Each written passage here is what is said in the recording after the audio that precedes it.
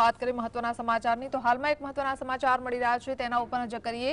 જૂનાગઢથી મહત્વના સમાચાર મળી રહ્યા છે। ગિરનારની પરિક્રમા રદ કરવામાં આવી છે તો સ્થગિત કરવામાં આવી છે। ગિરનારની પરિક્રમા બપોરે 4 વાગે સત્તાવાર આની જાહેરાત થશે કારણ કે કમોસમી અત્યારે વરસાદ ચાલી રહ્યો છે। છેલ્લા કેટલાક દિવસોથી રાજ્યમાં કમોસમી વરસાદ ચાલી રહ્યો છે।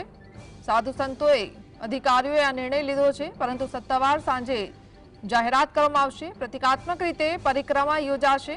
માત્ર સાધુ સંતો જ ગિરનારની પરિક્રમા કરી શકશે કારણ કે ગિરનારની પરિક્રમા એ આખો જંગલ વિસ્તાર છે અને ગિરનારની પરિક્રમા કરવાની હોય છે પરંતુ જે રીતે વરસાદ થઈ રહ્યો છે કમોસમી વરસાદના કારણે આ નિર્ણય લેવો પડ્યો છે। જૂનાગઢથી સંવાદદાતા હિરેન જોડાયા છે। હિરેન, ગિરનારની પરિક્રમા રદ કરવાનો નિર્ણય લેવામાં આવ્યો છે, ક્યાં સુધી જાહેરાત થઈ શકે છે?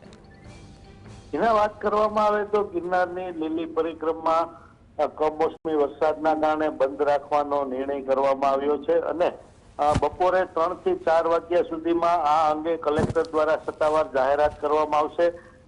ગઈકાલે રાતથી જ ભવનાથ અને ગિરનાર ક્ષેત્રમાં વરસાદ વરસ્યો હતો અને આજે સવારે સાધુ સંતો, જિલ્લા કલેક્ટર, વહીવટી તંત્ર સહિતની જે ટીમ છે તે બોરદેવી થઈ અને નળ પાણીની ઘોડી માંડવેલા સહિતના જે ચઢાણવાળા વિસ્તાર છે ત્યાં સ્થળ નિરીક્ષણ માટે રૂબરૂ ગયા હતા અને રૂબરૂ જતા માલુમ પડ્યું કે ગિરનારના જે પરિક્રમા રૂટના 36 કિલોમીટરના જે રસ્તા છે તે તમામ રસ્તાઓનું ધોવાણ થઈ ગયું છે। રસ્તા પર કાદવ કીચડનું સામ્રાજ્ય થઈ ગયું છે।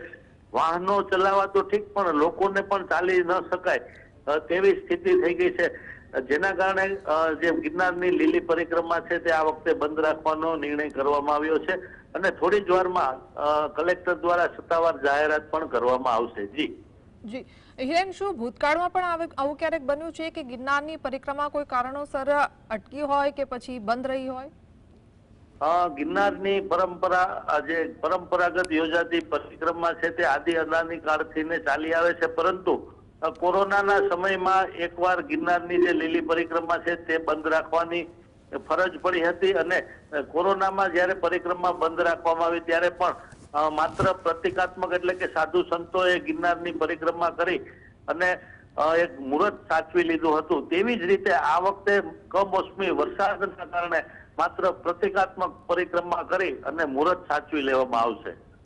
હિરેન, અત્યાર સુધી એવી કોઈ માહિતી સામે આવી છે કે કેટલા લોકો આ પરિક્રમામાં આવવાના હતા, રજીસ્ટ્રેશન કરાવ્યું હોય ને હવે આજે સમાચાર આવ્યા છે કે સ્થગિત કરવામાં આવી છે? તો પરિક્રમામાં દર વર્ષે 7 લાખથી લઈ અને 14 લાખ સુધીના યાત્રિકો છે તે ગિરનારની પરિક્રમા કરવા માટે આવતા હોય છે। ગત વર્ષે 7 થી 8 લાખ ભાવિકોએ ગિરનારની લીલી પરિક્રમા કરી હતી। આ વખતે પણ પરિક્રમા કરવા માટે 4 થી 5 લાખ લોકો આવવાના હતા અને તે સંખ્યામાં હજુ પણ વધારો થાય તેવી પણ શક્યતાઓ હતી પરંતુ તંત્ર દ્વારા વરસાદની સ્થિતિના કારણે લોકોને સતત અપીલ કરવામાં આવતી હતી કે વરસાદના લીધે ગિરનારના પરિક્રમા રૂટના રસ્તાઓ છે તેનું ધોવાણ થઈ ગયું છે જેથી કોઈ યાત્રિકો ન આવે, જેના લીધે કોઈ યાત્રિકો હજુ જૂનાગઢ સુધી પહોંચ્યા ન હતા અને ત્યાં જ તંત્ર દ્વારા પરિક્રમાના શરૂ થાય તેના 24 કલાક કે 2 દિવસ પૂર્વે જાહેરાત કરી દેવામાં આવી છે કે હવે પરિક્રમા બંધ રાખવામાં આવી છે। જી હિરેન, આભાર।